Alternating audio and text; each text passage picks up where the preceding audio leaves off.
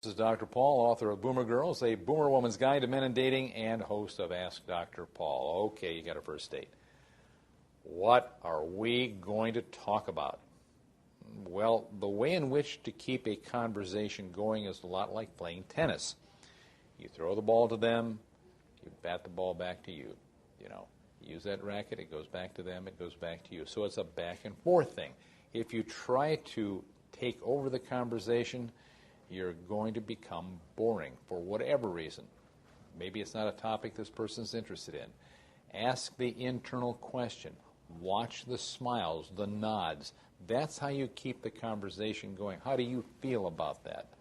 Well, not what do you think about that. We're not at the thinking stage here. We're at how you feel about this. How did that make you feel?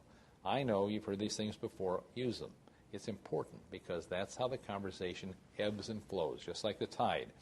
The other person then asks the same of you, well, how would you feel if that happened to you? And you're on a roll. It's going to go.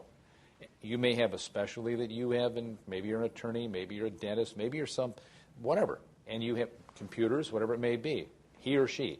And then you kind of go back and forth with that. I don't know a whole lot about what you are into, but I find it interesting. What does that happen when you do this? And they'll say, fine. And they may return that.